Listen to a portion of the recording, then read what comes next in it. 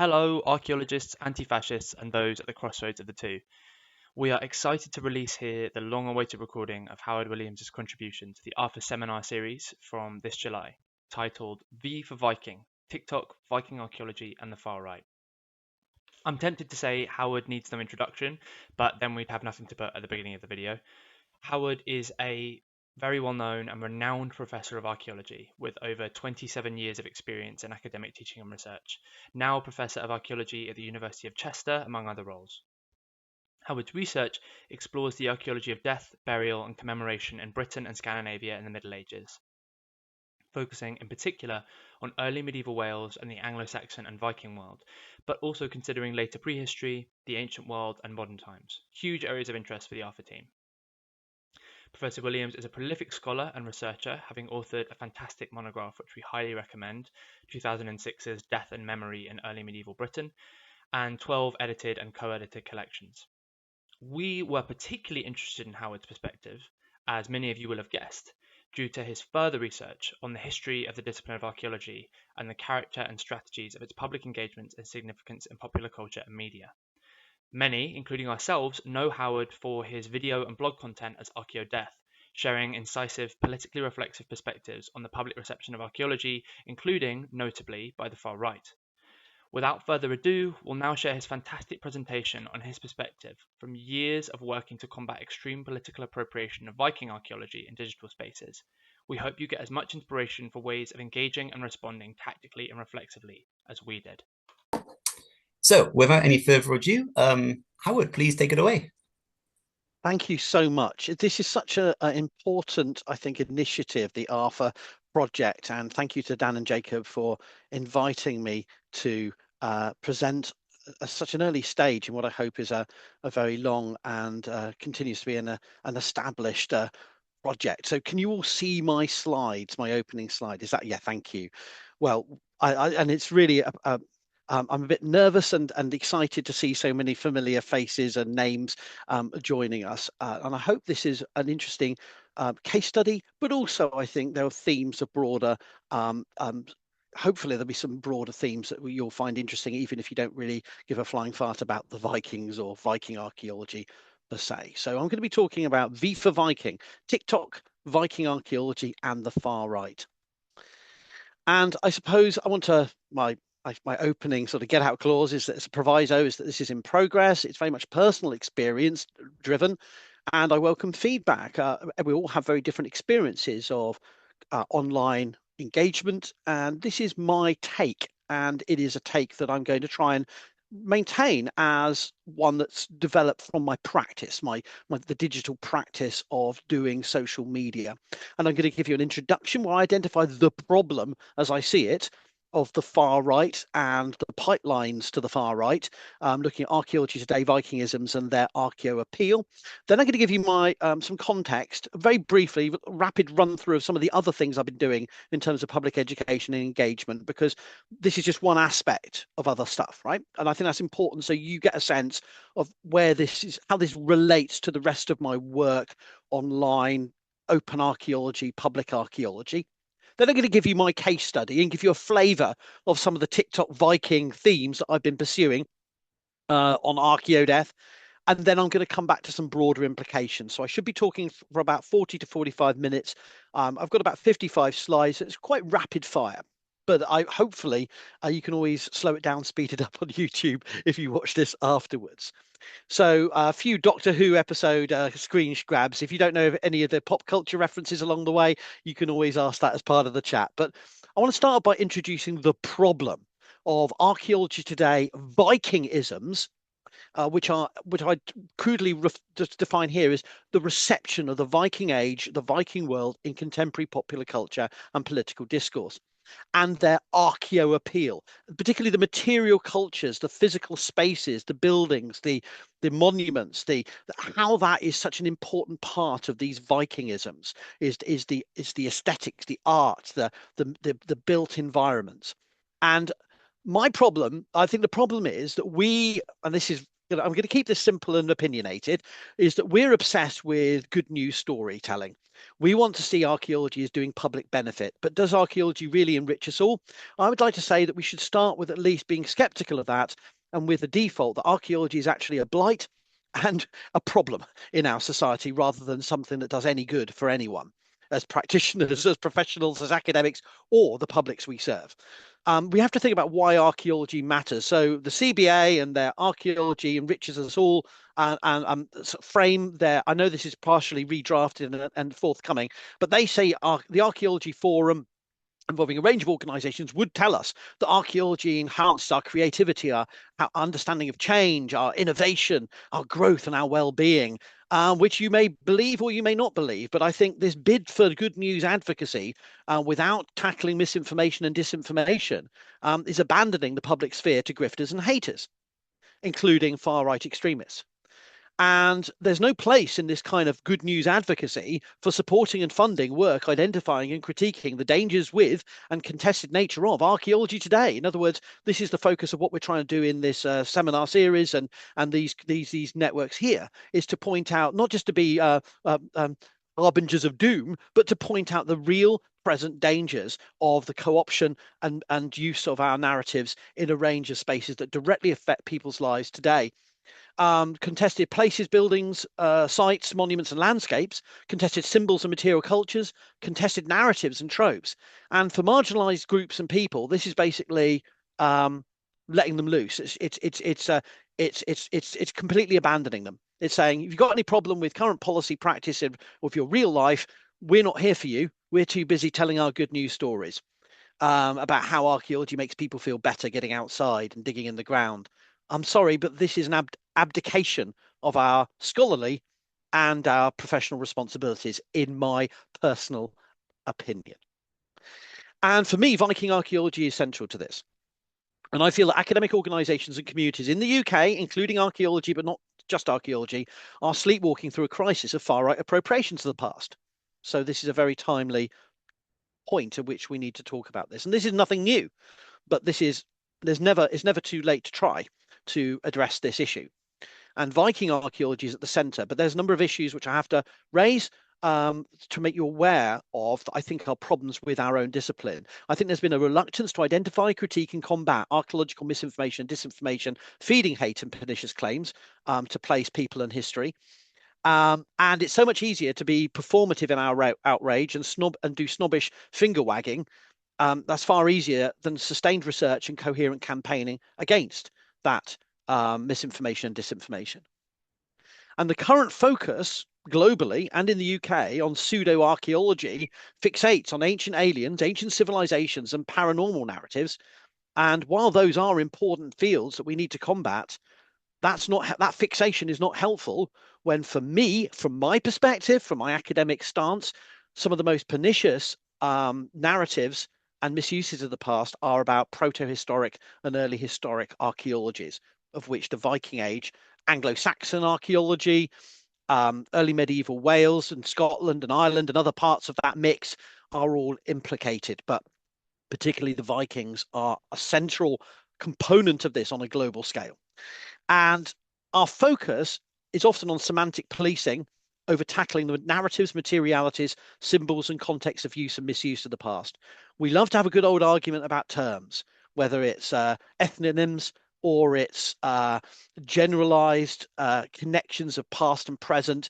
We're easy to go finger wag and go, oh, that term's a bit wrong, but we don't want to actually look at the roots of the narratives and material symbols and contexts in which those terms are used.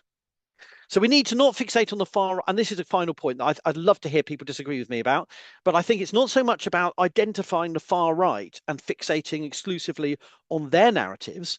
And I think that can be counterproductive, but our attention needs to be fighting on the open ground and tackling the many pipelines to that extremism and hate. And that's, I think, where public archaeology can do a lot more as well, identifying the pernicious narratives, but also identifying the seemingly innocuous starting points of those pipelines. And I think that may be an issue that I'm sure others have views on. And the Vikings, to deal with this, to apply this to a case study of Vikingism, is a really difficult thing to do because it's really complex, isn't it? I mean, what are the Vikings? What were the Vikings, if anything? And what are the Vikings today? it's really complex because the Vikings are everywhere, from shopping centre public sculptures to heritage sites, festivals, to YouTube channels, to TV shows, to consumer products and fantasy genres. There's so many different Vikingisms out there, so many ways in which the Viking Age percolates into popular culture. And we need experts from linguistics, runology, language, archaeology, history to do that kind of combating of misinformation and disinformation. So inevitably, I'm just saying I am not alone equipped to do this task. We need collaboration. We need to reach across disciplines to tackle this stuff. I've got through a lot, but I'm doing this fast pace because I think it's important to set the stage. Why Vikings, though? And this is a point where I disagree with some of my colleagues who think this is about the misuse of the past. In many ways, it's nothing to do with the past at all. Vikingisms are not only or mainly about the past in any regard. So trying to police and combat stories about the past often misses the point, because often this is not about who we were, but who we are and who we want to be. A lot of these narratives about the Vikings are about about the future, about where people want to take us. And that could be fascist futures, or it could be much more kinder, more inclusive futures.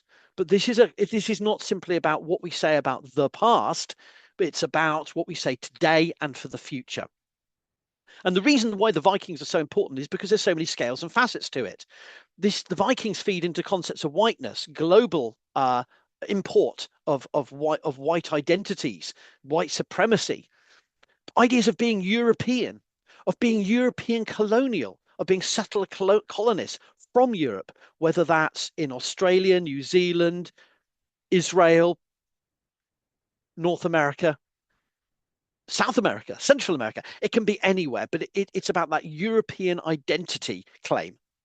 It can be nationalist, and we often use that as the shorthand, or it's ethno-nationalist or nationalist. But actually, Vikings are often about those broader concepts of whiteness and Europeanness, or being of European descent, than nationalism per se. But it's also about regional, civic, and local identities too. And we would be remiss to ignore how much Vikings on a global scale latch onto and work out locally. And there are many flavors of hate and misuse that Vikings feed into. And these are just some of them that I've picked up online. Broader concepts of indigenous cultural appropriation, xenophobia and racism, specifically Islamophobia and anti-Semitism.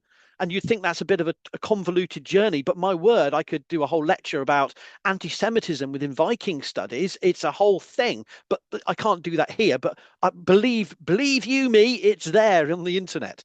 Classism, sexism and misogyny, promoting gender normativity and homophobia and transphobia, and ableism. And I'm sure we could double that list in length, but that's just to give you a point that this is not about one coherent way in which the Vikings feed into one hateful narrative. There are many Vikingisms, and they feed into clusters of connected hate mongering and online extremism. And of course, many of these communities that are promoting this are getting you down a pipeline on one to then introduce you to the others. And that's one of the challenges we face of the hydra of far right misuses of the Vikings. And this links to the ways in which we encounter the Vikings. We find them everywhere in our society, from sports and entertainment, arts and creativity. They're about commercial and proto-capitalist narratives. They're about heritage tourism. They're also about faith and spirituality. Vikings appear in many educational contexts. And of course, they're there in the political extremism and the rhetoric within political discourse. So, and these are all knocking up against each other and into bleeding in our popular culture. And how does archaeology link to this? Well, there's many ways in which I see online Vikings feeding into these different areas. There's this idea that the Vikings are an enduring, adaptable, and selective concept. They're mutable. Vikings can mean anything to anyone. We can just slap Vikings on something, and before you know it, it sells gym membership, it sells grooming for men, it sells, bikinis, it sells whatever you want it to sell. Vikings can sell it or be part of it. It's a motive. It can be both personal, but give you a sense of community, of connection to something that can be rooted in actual history, but it needn't be. It can be ancestral and genealogical. And I think it's very easy for us to reduce the Vikings down to a sense that all Vikings are an ancestry claim, but often they're not. Often the people that are buying into Vikings know full well that being 2% Viking DNA means jack shit, but they still like the idea of an ancestral and genealogical claim. And this is the thing that I think a lot of people get wrong or miss, is that Vikings are inherently playful. They can be fun and dangerous at the same time. They can be nostalgic, but there's more. It's about aesthetics. It's about corporeality. It's about bodies and how you want to look. It's about crafting stuff and working with things, either things that are replica Viking period objects, or they are stuff that we can call Viking because it's a big knife and it looks manly or whatever it may be. It's about ancestry. I put nostalgia again, but I meant nostalgia here in the sense of escapism. It can be a way of getting into a past that never was. An immersive and adventuring theme. It can be martial and heroic, but also Vikings again and again online are sexed, gendered, and sexual. And that's getting into areas that I think we fear to tread, but are really prominent in everything we talk about with Vikings. So it's a messy world out there of many people's visions and aspirations for the Vikings. And that's my introduction to the challenge we face and the issues with the Vikings in our archaeological work and its public engagement, and the many different Vikings we encounter when we get outside of our sort of specialist research and we look at how the Vikings are being used globally. My second sort of section is talking about my context of what I do, because this isn't my primary thing. So over the years, I'm not a celebrity TV historian or archaeologist or someone that you'll see on striding with Dan Snow down a beach or at a ruin or something. I'm not that kind of archaeologist. I've taken a long time getting into this more public area, and Gabe Michenska's sort of 2017 really useful little sort of 7 points of public archaeology. I just want to position myself in this because the one area I've never done work on is I've never been a public sector archaeologist. So I've never done any of Gabe's point 3, but I've done some working with the public, participating in local societies and with amateur groups, facilitating their work, the work by the public. And I've also done some popular archaeology, just a little bit. But I'll come on to that. Usually I get called an historian because I prefer to wear a blazer. If you wear a blazer, then you're a historian. If you've got jeans or a t-shirt, you're an archaeologist, according to TV. But I have done some TV and some websites and that popular archaeology field, but not a lot. So most of my content is more sort of cerebral or niche. And I've done archaeology. I've done work at a university, a teaching focused university. So my main work is about formal and informal public archaeological education. But also trying to work on open archaeology, to make archaeology as open as possible, as accessible as possible, and doing critiques of that public field. So working on how we do public archaeology and critiquing the place of archaeology in contemporary society. And I think that's one of the best things of Gabriel Michenska's sort of characterization of public archaeology, is understanding that public academic archaeology, academic public archaeology, is a field in itself. So that's what I've been doing. So yeah, I've been doing projects that involve students, involve local communities, research collaborations, working in the field, getting people involved in archaeology. I've occasionally, again, there's me in a jacket on TV, proves that I'm an expert. I've done podcasts and a few radio interviews, but I'm not really in that world. I steer clear of a lot of that more big time stuff. But I have appeared on a few podcasts and stuff, and occasionally I make the mistake. I mean, I have appeared in the popular press talking about various things and on various different contexts, quoted who was not involved in the research says type live science quotes and that kind of thing, right? But I've also been involved actively in conferences, creative events, trying to reach out in different venues to specialized audiences. And I've worked with my students to create public conferences leading to publications that actually tackle many of these themes, including how public archaeology interacts with the Dark Ages, the early Middle Ages in particular, producing a series of books and that open archaeology. So our conversations about these specialist areas are not only involving our students, but are available to the public. My latest book is open access, and it's the first time that this specific academic field is available to the public and other researchers on an expertise area that I've developed over 25 years in collaboration with Femke Lipok, who's just got a doctorate at Leiden University. Congratulations, Femke. And I produce an open access academic journal that looks at a very contentious area for far right appropriation, frontiers, borderlands, and linear earthworks. Oh, people love to put up borders, whether they're on coastlines or physical markers in the landscape. And so the Offa's Journal is not just about Offa's, it's about the heritage, archaeology, and history of linears and frontiers and borderlands. And then taking those ideas out into the public. So here's a Welsh language version of a comic I did with the excellent artist and illustrator and archaeologist, John Swagger, looking at Wattsdyke, Britain's third longest linear earthwork in the area of Wrexham in northeast Wales, right by the Caerhras, which is, of course, now famous thanks to Disney+. But one of the areas that I've been really focusing on is trying to tackle this academic public archaeology of the Vikings, thinking about how the Vikings appear in popular culture, on TV shows, in film, and I'm producing a series of academic articles trying to tackle the ways in which, in this case, the TV show Vikings represents Viking funerals. So I've been doing that academic work as well, trying to think through what's going on here, because a lot of this pop culture Vikings is suffused with academic information, and not simply from old sources, from very recent academic scholarship. And so I think this is a really interesting intersection of archaeology and the public. But what you'll know me about most is that from 2013, I started producing a blog. And one of the themes that I picked up on was very popular was Vikings. So I've been critiquing Vikings in popular culture, political discourse through that blog, and also via Archaeodeath interviews and presentations on a less than very successful YouTube channel since 2020.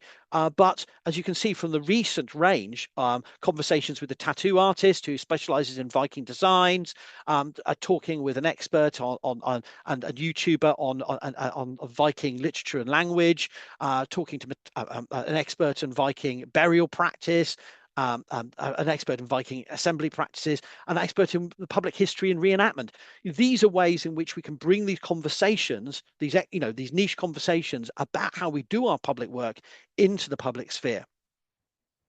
So that I'm just wanted to provide all that for you, because I think it's really important you understand how academics are trying to not directly combat the far right directly, but are doing this work of building the networks, the infrastructures in which we share our research.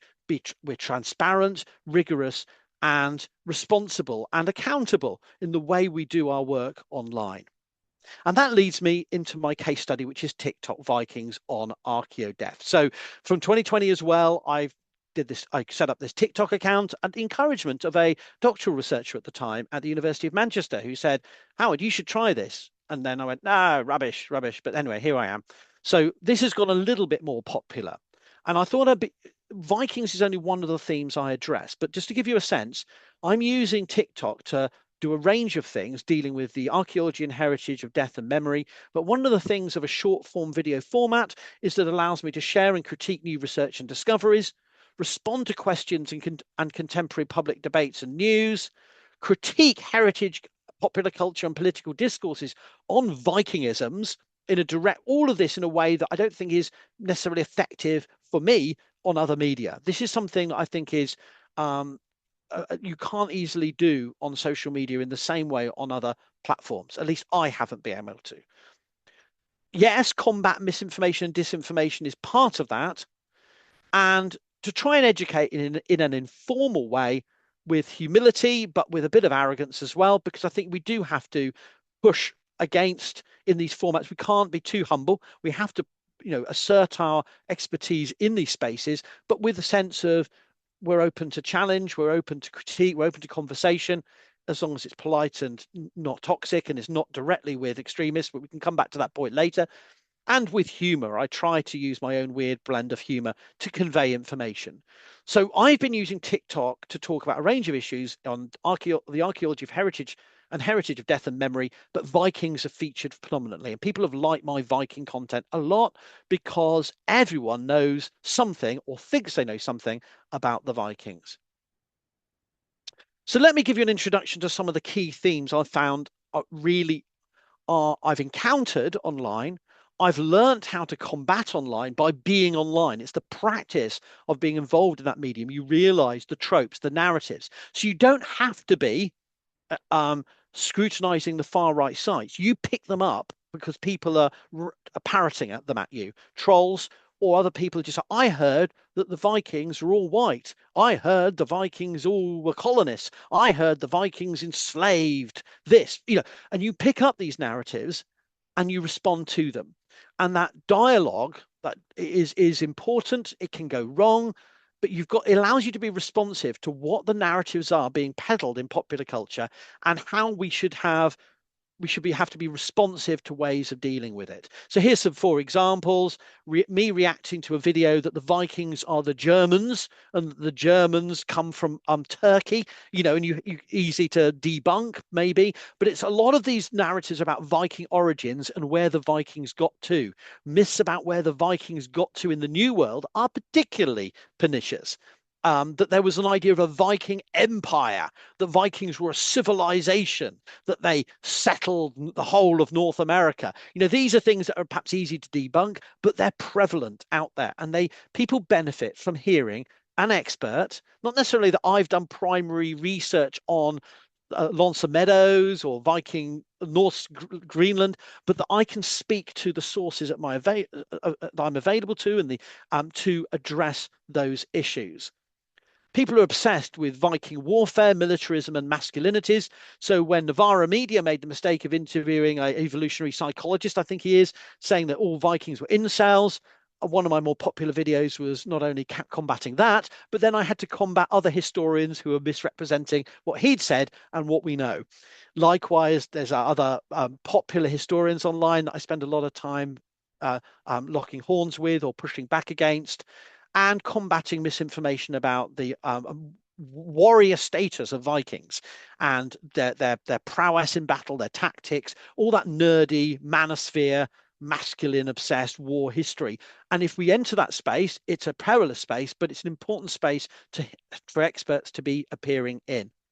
The nature of Viking societies as appearing in our historical sources, in our material evidence, our rune stones, and being simplified in popular history books. And so I'm trying to share with people, not simply I'm not doing sort of soundbite history. I'm actually trying to take people on a journey to critique our own scholarship and to get people involved in that conversation. And that's uncomfortable because it means I have to talk about other living active researchers who may be preferring to not be on social media or prefer to just simply be on TV shows or be consultants for TV shows, but I have to talk about their scholarship. It means I have to challenge big creators who see themselves as Vikings, descended from Vikings, and who want to see themselves in their modern world as somehow Viking in essence. Material costumes and bodies are absolutely integral to these narratives, and people are obsessed with what the Vikings look like, not only the details of their swords, how tall they were. All of this can feed into far-right narratives about physicality, whiteness, physical strength, not simply of men, but women too. And in particular, the fantasies and hypersexualizing and romanticizing of Viking women, you'll be unsurprised to hear, are a popular theme. And this is not simply misinformation by the far right. These are widespread themes in our popular culture. If NASA are calling their robots Valkyries, if we have Miss Universe contestants winning and dressing up as Viking goddesses, apparently that's what she's doing. if there are people doing stage props on genuinely interesting Viking reconstructed longships in Norway, represent a bodybuilder in this case from Holland, I think she is, then I think we need to be aware that our very heritage spaces, our own society, it's not about a niche of far-right extremism. These are prevalent, widespread tropes of Viking women that we need to challenge and critique. And of course, issues of transgender, non-binary, gender fluid Vikings are a particular fixation, a focus of misinformation and disinformation. And of course, all of this feeds into racialized Vikings, where some of the key touch points, the sort of inflammatory debates are about casting choices in films, are about representations of Arab Vikings, Arab traders at heritage sites, such as at York. And a colleague of mine, Steph, who's a great TikToker, she's a postgraduate at Durham University. She did simply a short video about Lindisfarne. She's at Lindisfarne, reflecting on what it would have been like to experience a Viking raid. And her comment section was a flood of all manner of unhinged, xenophobic, racist views. It's not her fault, but this is the thing that we can scrutinize and push back on. And AI generated images of black Vikings that ruled Iceland and Ireland. Easy, it's rage baiting, but we can use that rage baiting, not indulge it, but we can challenge it, critique it, and take people on a journey to better education and engagement. A lot of the Vikings are to do with faith and spirituality, and so a lot of my content is dealing with the material traces of Old Norse myth and legend, taking people to sites and monuments, explaining the problems with our interpretation of that data, and talking about how that association of the Vikings with Old Norse religion is absolutely central in our popular culture, from how we identify Loki in the art to when we actually name whole dinosaur species after Norse deities. So you have this kind of real mix of themes that you can draw on that can take people on a journey of learning, combating far-right extremism and confusion, but also doing some fun, interesting learning on the way. And Viking heritage is something I promote and critique simultaneously. It's not, I'm sort of a critical friend to reenactment events, festivals, museums, and to heritage sites that use the Vikings. So you can see in the bottom right-hand corner, a recent light show at York Minster representing the Viking heritage of York to coincide with the York Festival. I'm not endorsing that, but I'm not I'm sharing people and getting people provoked to think about this in different ways. I take people to archaeological sites when I travel, but I don't give people a nice, here's me traveling and here's a nice benign piece of archaeology. I'm always trying to challenge people. What does this mean? How do we interpret this? And what are the connotations of this evidence? And there's a good mutual and friend of mine, the Mango in the north, who I met up with near Stockholm recently, and we did some funny videos going around a Viking village, and we did this whole, yes, I've got 2% or 3% Viking Danish DNA, so I'm a Viking. And and we went to some rune stones, and there's also me at the Vrak Museum in the Wreck Museum in Stockholm, and me trying to make Viking bread, which went terribly wrong. Even the most basic of heritage tasks I managed to screw up. But anyway, my point is, there's many ways in the field we can get people engaged with this material culture, but not in a show and tell. But as we're showing this evidence, we can get them involved in the ways in which this evidence is co-opted, misused in the present. We can almost troll the trolls by taking the fight into these public spaces.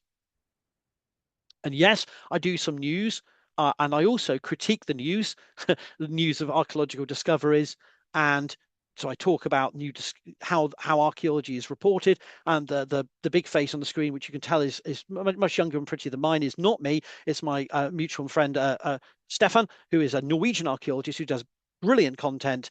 But I make the point in a video about him that because he actually has grasp of the Scandinavian languages, he is able to pick out the meaningful points in the archaeological news stories of new discoveries that most of the media cannot. And so we see in the English language media stories coming out of Scandinavia, generic images of oval brooches. Well, we know what an oval brooch is like. What was really cool about that excavation was this amazing Gotlandic brooch that was out of, far from removed from its usual provenance. And he's able to point that out in a way because he is Norwegian, and he has that grasp of that material. And so I think it's really important that I'm talking about the news, but also critiques of the news via short form video format. And so these are all ways. What I'm trying to show you is there's many different routes with which we can engage with the archaeology and heritage of the Vikings without necessarily being in direct combat with the far right, but we are in the spaces where their narratives are breeding and the pipelines to their content are being fostered. And we have to remember there's many ways to make Vikings fun, to respond to videos about products and spaces. So here's some reenactors fighting Daleks at a Viking festival, and I can do a stitch of that, and we can have some fun interactions. There's someone putting a Viking helmet and on some kind of sea creature, sea urchin. You can do sort of interactions with content. It doesn't have to be serious, but it can establish your expertise, your connections, and people will follow you because they see the relationship between your scholarship and popular culture. And therefore, this medium of popular culture is a way of critiquing and learning. So talking about ridiculous AI, talking about popular films, not to finger wag and admonish their errors, but as ways in which we can identify constructive themes that allows us to speak against far right extremism rather than ceding that territory to them. Complaining about films is actually a common thing on the right, showing outrage in the woke agenda and Hollywood lying to us about the past. If we can have a much more constructive dialogue with those popular cultures rather than simply fact checking them, we can actually control that space better, I feel. But then there are areas where I find myself in more direct combat with overtly problematic areas. And one of them is the Viking aesthetic and cultural appropriation. And this is problematic in a number of ways, not only because online cosplaying and Norse pagans, not all, but some, have embedded themselves in an aesthetic of the Vikings that is not only valorizes martial, white, masculine ideals, but also is culturally appropriative of indigenous peoples. Now, I talk about this at length, but the chin line tattoos and face paint and the barbarian aesthetic is directly coming from popular stereotypes and denigrating racist perspectives on indigenous peoples, particularly, but not exclusive to, Maori, Aboriginal, Australian, and North American First Nations and Native American groups, as well as Inuit groups. So this kind of aesthetic, which is being celebrated as just a bit of fun and just a bit of play online, has actually really deep, pernicious roots that we can challenge, and we can get a lot of traction with pushback. We can work with that pushback to challenge those misconceptions. Popular musicians who adopt this Vikings cosplay aesthetic. Here are examples of videos where I've pushed back against some popular Viking songs and creators. I don't make friends this way, but it is a way in which we can say, here are ways we can challenge the barbarian aesthetic that is simultaneously critiquing ideas of whiteness, masculinity, femininity, and a range of other tropes that co-opt indigenous people. And the AI art is a good example of that. People who say cultural appropriation is fine, it's just appreciation. We can point out and work with indigenous creators, a really constructive way of collaborating with indigenous creators to challenge this white supremacist use of the Viking aesthetic. And then only a tiny part of my content has been actually pushing back and pointing out where some of this can lead, talking about Reform UK voice pieces on GB News, the news of the horrors that happen in our society when white supremacists and neo-Nazis commit acts of violence, and where this leads. So that's only a tiny part of my content, but it doesn't have to be a big part, because most of my work is about working with the Vikings and all their many facets in popular culture and political discourse, rather than necessarily having to talk about the very people that are the extremists. And in fact, the less attention we give to them, in some ways, the better. But sometimes we have to point out, we have to stand up and be counted as combating these stereotypes of 9th century Britain. This joker's on the news somewhere, arguing that even King Alfred would have just shoved all these small boats into the sea, or some nonsense he was saying, and making a crude comparison between Vikings and modern asylum seekers. And it's just absolutely repugnant, but it's there in our popular media, and we as academics have a responsibility to sometimes point out the dangers where this leads in terms of violence, in terms of real world harm, direct impact on people. But there's a final point. Is part of this mix is combating and calling out, mocking and blocking those extremist narratives in a direct way. And one of the things I've been involved with, working with other creators, and here's one of my Norse pagan mutuals, Pet Meggie, who working out when to spot it, when to spot the avatars, the usernames, the dog whistles, the narratives that feed into that hate. And sometimes it's a case of being subtle about it and polite about it. And occasionally we do have to be quite robust and using humor in a very direct way to point out how the extremism feeds into these narratives on the Vikings.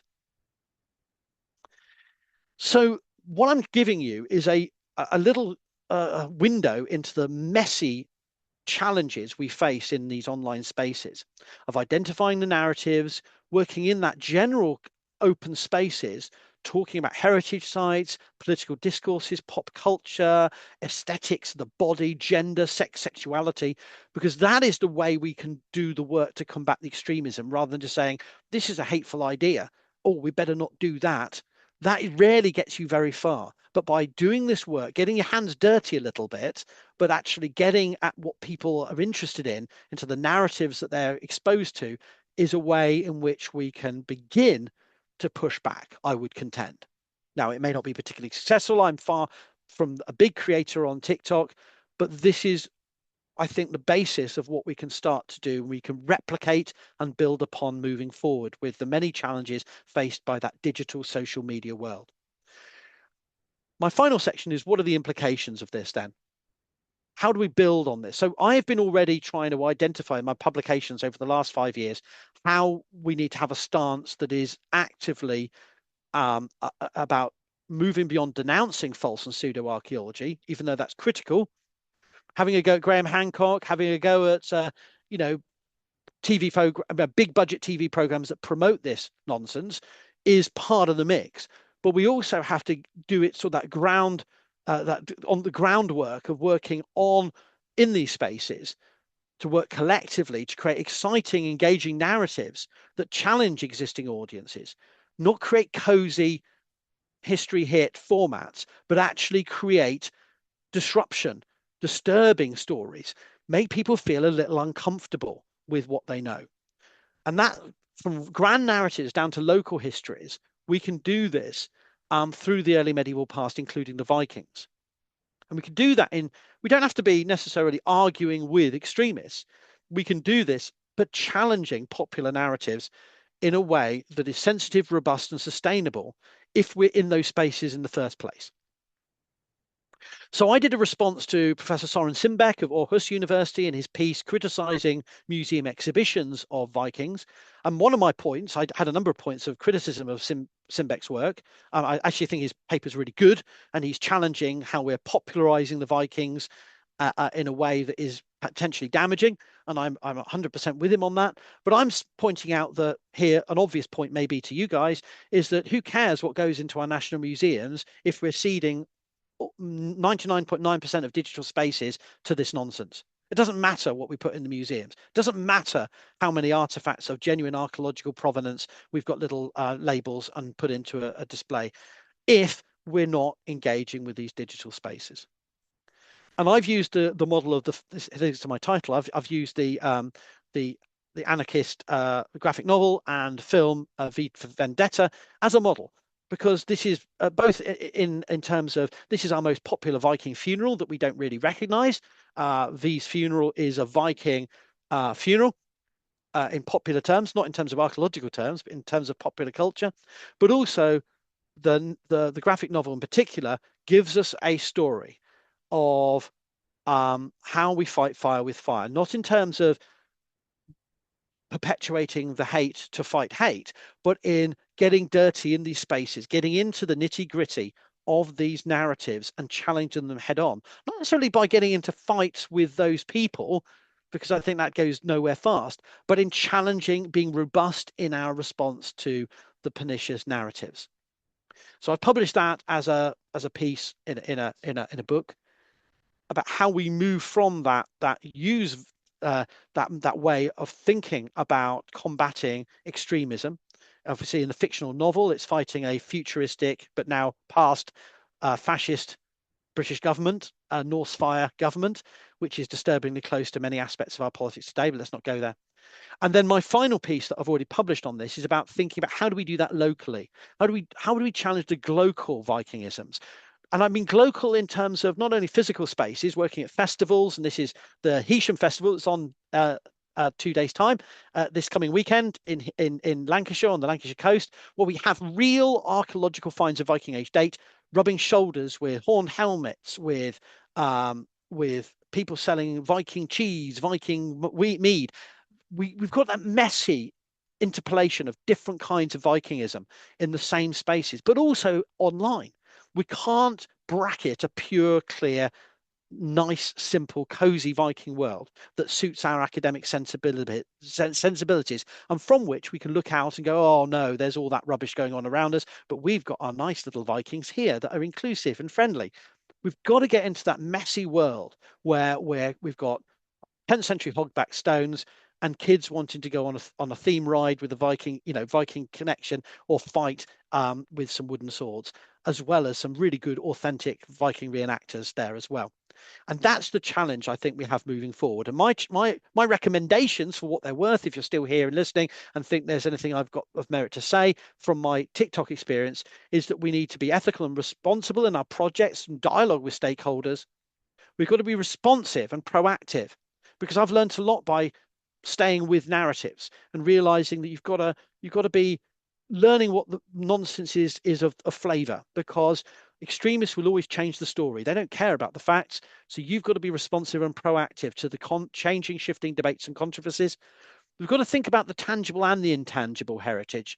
Songs from the Viking Age, or are they, aesthetics in the Viking Age? Did the Vikings have braided hair? What do we mean by that? Those are the kind of things where we can get into.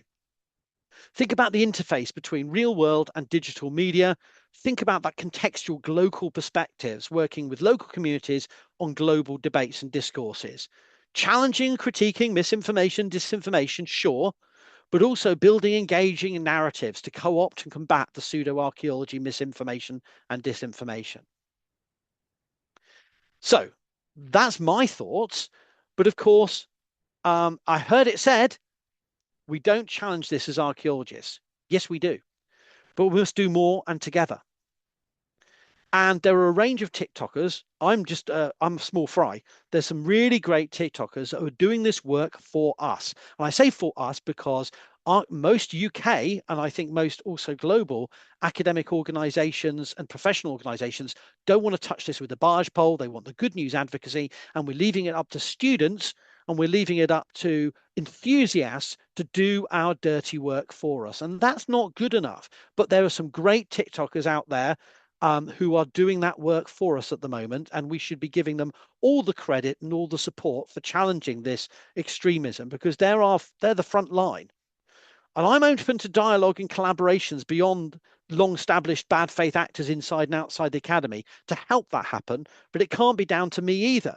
And it's not, because we only see certain things and we can only do so much. It has to be a collective endeavor. For my part, I'm going to continue with Archaeodeath on WordPress, YouTube, and TikTok. And I've got some ideas of translating this into different academic publications. I've got an article I'm collaborating on with another TikToker on TikTok Vikings. I've got another piece that I want to write about the season 6 of Vikings TV show and the Vikings Valhalla spin-off show, seasons 1 to 3. Meant to put 1 to 3, not 1 to 2. And I'm also rather controversially writing up a paper on the 6th of January insurrection and medievalism. So I've got things I've got going on.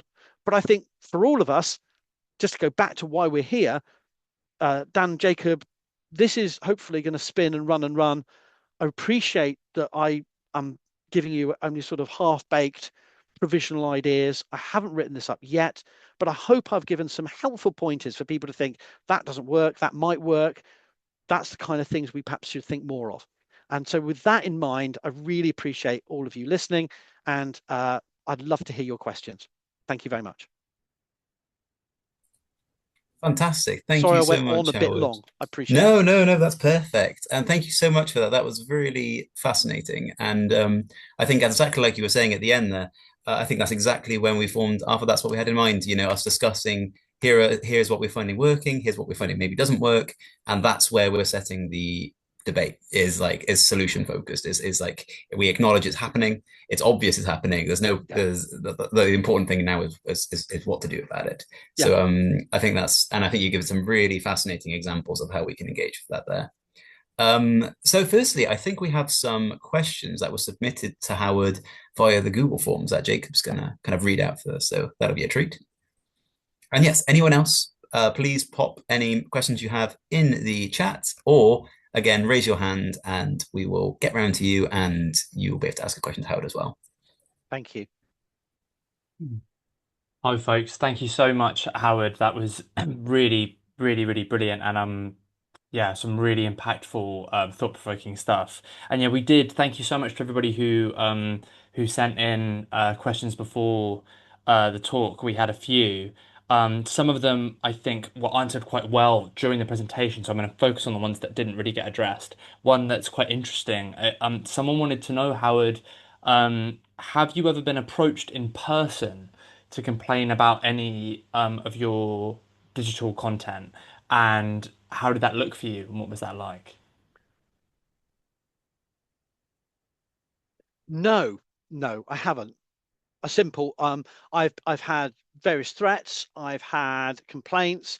I've been very worried about my students' reaction to it, and so I've kept this out of the student. But then a couple of years ago, I realised that they all follow me anyway, and and they're really delighted when I showcase them. But I've tried to, be responsible and keep them out of things. But they seem to like it. So, but no, in terms of no, I haven't been challenged face to face. And I should say that I have, like many of us, I have various privileges of age, gender, skin tone, that I can risk things that others can't, and shouldn't. And also, I delay. I've got whole site visits to different parts of the country that I won't show for weeks until I'm long gone from them. And so, yeah, some Swede from near Stockholm wanted to pick a fight for me. He's going to spend the next decade hanging around various museums in the central Swedish area, looking for me to accost me and to see how strong I am because I look like a puny Brit. But but no, I haven't had anything too scary yet. But anyway, so I'm all right. No, that's good to hear. Before we do have a couple of more pre-asked questions, but it looks like we've had a couple of questions come through um from the chat and in person. We will go with a question from Perida Floret. Thank you so much for coming, and then to the raised hand in the crowd. Hi, Fanula. Um, so the question from Perida is, have you ever encountered libertarian ideologies latching onto Viking in inverted commas spaces? I think I'm struggling. I'll be honest with you. I'm struggling to think of the definition of libertarian in the context of Viking that you might be referring to. So it's a very good question because I'm thinking mainly Americans and they're very freedom loving, gun toting. Yeah, I get a lot of that, but I think you may be thinking of something much more specific. Do you mean? I know it's something maybe for dialogue, but yes, there's that independent, masculine, freedom loving, nature loving. There's lots of different dimensions to it. That sort of that individual, hyper individualistic aspect. Yes, it's particularly there's aspects of the toxic side of Norse talk and Norse paganism. I'm not trying to categorize that as the principle, but it is an aspect of outdoorsness and yeah, resisting government and that kind of thing. Yeah, that's good. Thank you so much, Howard. No, I may, Poda, I think you had your hand up. I may ask you to Yeah. unmute to clarify. All right, yeah. Can everyone hear me? Okay, great.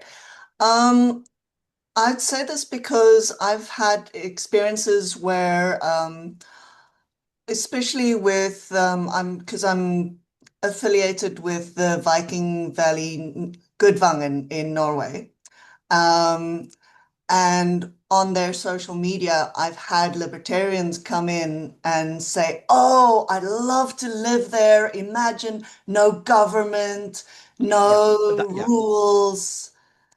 And I've had to look at them and, put them down quite severely and say, Yes. "Hey, listen, this is a real place in a Yeah. real country. These are real people who live and work there. It's a real place. It's not some fantasy libertarian utopia."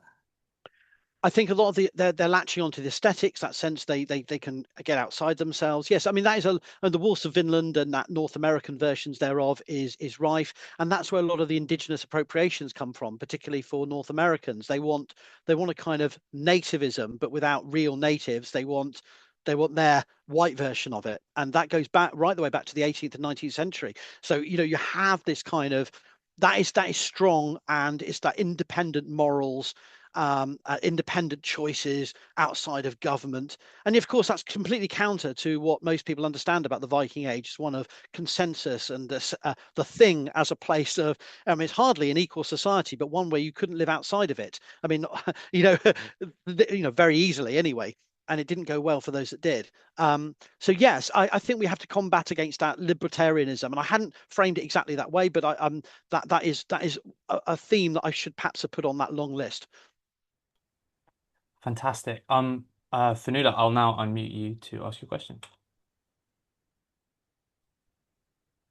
Hi. I think maybe first of all, I'll say I'm not an archaeologist, so I'm not really super well informed, specifically on the kind of theoretical side of this. But I wanted to say a kind of comment and then sort of ask a question in terms of like as public engaging in this kind of work. So comment wise, I want to say recently it's been kind of a big thought of mine with the trad wife movement kind of appearing on TikTok and on Instagram, and looking into kind of like media more specifically. For me, it's been surrounding kind of the Regency period, so TV shows like Buccaneers and Bridgerton. And so it's been a really big conversation of mine, kind of thinking about how we analyze and look at these shows that super romanticize this period, when in reality, even the Buccaneers TV show completely warped Edith Wharton's original kind of feminist telling of the truth of what it was like for these women.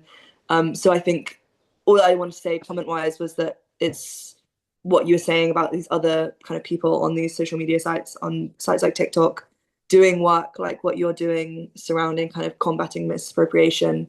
I think is really, it was really nice to hear that, because it's been such a big thought of mine. I've been watching these shows myself, and I like them, but I'm watching them with the critical analysis of being able to go, but this is not what it was like, and these trad wife movements online are so dangerous, especially to young women. So it's really kind of reassuring to know that there are people out there on these social media sites where these things are being glamorized and romanticized, challenging that. I think that's really nice to know. My question in terms of public engagement is, I have some friends who definitely romanticize kind of this concept they have of Viking masculinity, and they are lovely men, they are well-meaning men, but I worry about this danger of them kind of getting sucked into this concept. And as a woman and as a queer person and as someone who has been raised in a queer family and quite radically activist, and I speak very like confrontationally about these subjects, they don't really want to listen to me when I challenge them, because what they see is a queer woman challenging masculinity and them trying to find healthy expression of masculinity. Whereas for me, I'm trying to challenge the potential of them getting sucked into radicalization. And I was wondering if you had any advice for someone of a public standing without a lot of kind of research on this, of how I could kind of advise them to just be, know what you're looking into, know that this is a concept of the history, and what you're probably seeing is not necessarily accurate history, and could potentially be radical misinformation. Two great points, but the question first, I would love to be able to comment on your first part as well if I can. But to answer the question, I think every time I speak on a topic, there's a potential that it can do more harm than good. And sometimes I don't address topics, and I step back from topics, or I let other people address topics. I take advice from, say, queer individuals or indigenous individuals, depending on to work out whether a white male British voice, because I know everything I say with my accent, and I say anything about the island of Ireland, the comment section, you don't pronounce it that way, likewise with other topics. So, is my intervention helpful? But then equally, as you rightly saying, some men need to hear other men say it, or they won't listen. And so it's about trying to work out, where am I positioning myself to speak with authority, and am I causing more harm or more good? And sometimes I've had in private messages from literally and comment section full of, say, indigenous people saying, thank you for speaking up, not because you have any particular expertise, but we can say it to a blue in the face and no one's going to listen. And it needs a professor to go, professor, I can say about this. And I'm afraid that does make a difference. And so a white male professor saying these things with a British accent, it may knock off a lot of people, but sometimes it needs to be said. But of course, so what I'm trying to say is that your friends, for example, may not want to hear it from you. And this is where we need a diversity of voices, where it can't be just me, but sometimes I can help others, amplify, reach people who are not extremists, but are perhaps exposed on that front in a way that others can't. And so I suppose that's the game we have to play, is have a range of us doing it. And all I can say is, going back to your first point, is that that's certainly what's happening by these extremists. They are picking individuals, particularly young blonde women, to front and recruit for their trad wife Viking aesthetic. And I didn't talk about it in this talk, but you can find my videos on a specific Swedish creator who I watched. I saw a number of my mutuals liking her videos and sharing her videos. And I took me about 3 videos and I realized, oh my God, you are an esoteric neo-Nazi, and it's quite obvious once you know the things to look for. But I didn't pick it up on one video, but I blocked them, but then I did a call out video behind the block. But I was flooded by, and I can't do that all the time, because you get the threats, but it needed me to say it, because a lot of other people either weren't spotting it or didn't feel they had the authority to say it. And of course, that risks me be saying, of course, most of the comments, you picking on a young woman, how dare you, you misogynist.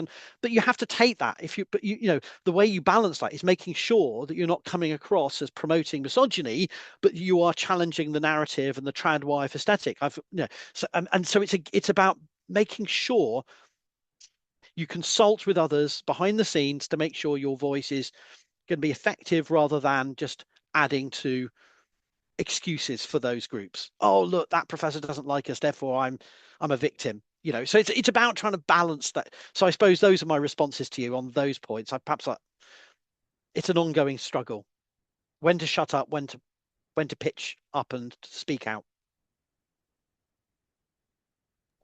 Thank you both very much. If we don't have, we do have one more question from Sue Gill, and then we have one more from the pre-written questions, and one from ARFA organizer Daniel Brown up there. Sue, I will just unmute you, and you can ask away. Yeah, I think my question is a follow-up from those comments, that you have that authority and that position of authority. How do we therefore support each other? Yes. Particularly those people who aren't, older male professors in established universities, in a way that gives people the confidence that they can speak out, and that there are people who will understand the shit that they get back. I can tell you what I've been doing, Sue, and I'm sure there's other ways, is that I don't rely on any single individuals, but I listen to comment sections that tell me if things aren't clear. I correct, I move on, unless they're absolutely ridiculous. I try to keep it as a conversation. And when I often have people approach me with questions that they're taking back to their communities, digital communities. And if I don't know, I admit it. If I have information or perspectives, I give it, and it allows that relationship to build. Of not, this is my only and one and only answer. You know, I hadn't known. I'll give you an example. I talked about the face paint and the chin lines. I hadn't realised how much that is directly the responsibility of our academic community. That resurged aesthetic is absolutely the responsibility of the National Museum of Copenhagen, British Museum, certain professors in certain Swedish universities who have allowed that aesthetic to come back, informed directly as consultants into a TV show. And here we are, literally only 10 years on. And so what I'm able to do is to sort of point that out and allow those communities to run with it in positive ways. So now we've got the information, we can combat that in different ways. So I'm open to people who have genuine questions. I respond to them and allow them to get the confidence.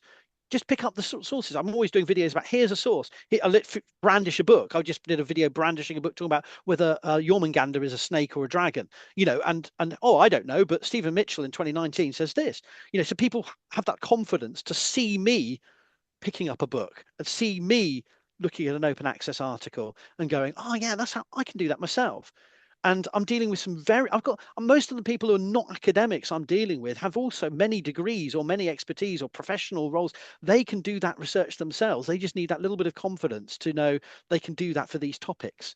So it's not me being the know-it-all. It's me just sort of enabling them to have the confidence and giving them some pointers. That's the way I deal with it.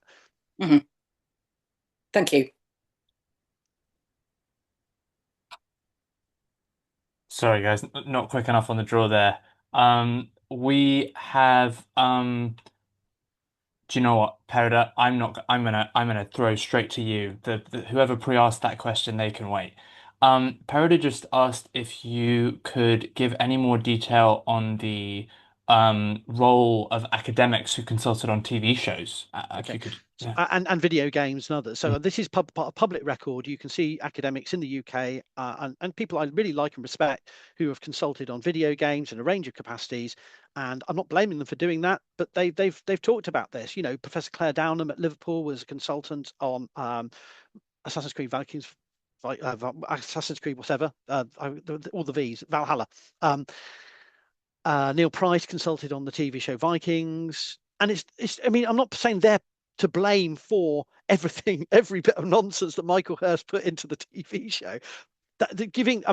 A stand-in consultant on a certain TV show turned up for a battle scene of one of of a particular show for a day as a consultant, and he said, "Well, what did they ask you? What was it like being a consultant? You were there all day watching all these actors fight each other." And he says, "Well, the director came up to me at one point and said, you know, what's it like? How scared would the Saxons be at this point?" And he just went, "Oh, very scared, very scared."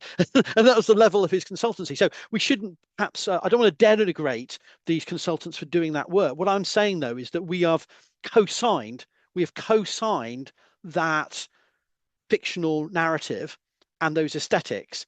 And therefore, I'm not saying it's their personal blame, but we as an academic community, therefore, having to deal with the pick up the shit that they've allowed to be strewn all over our field of academia. So we, you know, my point is, when I'm on TikTok, I'm literally picking up the nonsense created only 7-8 years ago in a museum exhibition in, you know, Winchester or wherever it is. So we can't pretend we're separate from this problem. And frankly, things I may have published 20 years ago are being used all over the show. And, you know, so it's not just me having got other people. We're all got to stay with the narrative and realize that things that we may have gone, yeah, that's all right. Yeah, maybe the Vikings did have locked hair, and thinking it doesn't matter. And then 10 years down the line, you're going, oh my gosh, look what's happened now. And realize that maybe we make mistakes individually and collectively. So it's not, I'm not trying to be derogatory towards Professor Downham or Professor Price. I'm talking about our collective responsibility to realize our consultancy, our advice, our publications are being picked up And another example I want to quickly tell you is Loki brooches. What does Loki look like? Well, apparently, according to Etsy stores, Loki looks like this. And why does he look like that? Because of an archaeological find, a Grey Literature report in Norwegian, published by a museum in the west of Norway only about 8-9 years ago, said, could this be the face of Loki on one of the finds from a boat grave? And the whole of the global community has picked up on that object, and everybody's producing images that are Loki pendants based on that object. Am I blaming that archaeologist? Is it their fault that they wrote in a PDF of an interim report for publication, this could be Loki? No, of course not. But this is the world we live in. It's straight, digital world where everything we say is straight to potential misuse. And that's the challenge, isn't it? And we can't individually police it, but the only thing we can do is stay with the narratives and challenge the broader complexities of the issues. Fantastic. Thank you so much, Howard. And I was going to take, brief host privileges and ask a cheeky quick question before we get to the last question, I think, which is going to be the pre-recorded one, or the pre-submitted one. You talked a lot about kind of operating outside of an academic sphere, and I was really inspired by the kind of the comic that you co-produced and everything. Yes. And I think we talk about this a lot when we're talking about kind of responding to far right kind of media, but also these kind of pipeline medias and this kind of the culture and the ideas of, for example, Vikingism or the Bronze Age or whatever. And we kind of say like, oh, we're meant to we need to get more involved with art and media and all this sort of stuff. And it kind of just struck me like, I was wondering what you thought kind of our role could be in that, because it seems to me that sometimes as archaeologists, we can be quite passive. Like we kind of signal, like we'd be happy for any artist or any writer or anything to get in contact with me personally. And then I would, of course, help create these really interesting narratives of histories that are never before seen. I guess I wanted to hear about, do you think that we could be more forthcoming and reaching out to organizations, reaching out with artists and people outside of archaeology to collaborate and try and kind of get those narratives out there? I know there are archaeologists out there that are currently collaborating with artists and people outside of media. I'm thinking of Mike as one, for example. Well, I was wondering what your opinions about that was, basically. Yes, there's always more we can do, be open to these things. The problem is no one wants to fund it and no one wants to support it. And so, I've tried to work with a range of artists and, it's goodwill, but no money. And that's the problem. So I understand why my colleagues that I mentioned before are just more than happy to share their expertise with, big budget games for free or for limited consultation fees, because they're finally someone cares. And I think it's great that we're doing that, but also we can work in very specific ways to work on small projects that can just give an additional in all. There's a paper coming out that I can't talk about because I've just been peer review evaluating it, about images of the Viking Age, and you realize there's actually very few museums whose images of Viking times are constantly being recycled again and again. And even if we have a few extra images into that mix, we can fundamentally shift the narrative about a particular type of site, a particular type of object, particular type of person in the Viking Age. So it doesn't take a lot just visually. And it is about working visually, whether we're dealing with sites, whether we're dealing with monuments, buildings. We can do a lot of good, just as many of these AI art representations can do a lot of harm. So yeah, I think we can do more, and it should be cheaper and easy, but it's often there's a lot of impedance to it, and simply tiny amounts of cost are simply not available for this kind of really important work.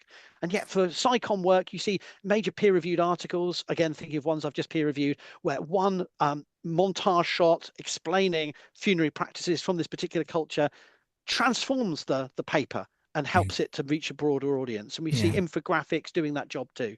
And so, I think the more we can work with infographics, visualizations, the better.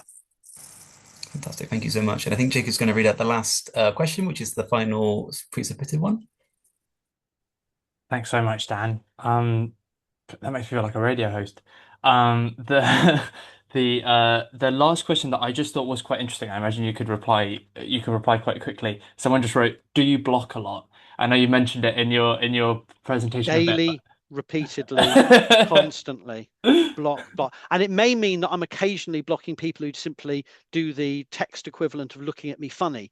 In other words, they may be asking a genuine question, but I do shoot from the hip with blocking, because it's the only way to keep sane, because there's no conversations to be had with people going, just asking an innocent question. It's usually not. and usually you end up my comment section I curate carefully. I do let hateful comments stay if people are combating them. I do let sketchy comments stay if people are challenging them, but I can't let the comment section. The comment section is an educational resource in itself on TikTok, and I've filmed videos about this. I can't let it be overrun by nonsense. So yes, I block, and sometimes I mock and block. So I do a silly video responding to a ridiculous point, but I can't let it go unaddressed. Brilliant. Thank you so much, Howard, for that. That's really, that's very enlightening, and I think a good lesson for us all to remember. And I think we'll be closing out the session now, but just to sort of signal to everybody that if you want to get any more involved with the work of ARFA, then please have a look at our website and our Blue Sky. Jacob has kindly just link those in the chat there. So we have other talks we've done on there. We're doing events, we're publishing papers. We're really trying to build a kind of network of people who are trying to work to create solutions to stop this sort of thing happening, or at least make it harder for it to happen. And yeah, thank you so much again, Howard, for a fantastic talk. It's been really great. I appreciate all of you. Thank you so much. Really appreciate the feedback and the great questions. Well, thank you so much, everybody, and we'll see you all again next time.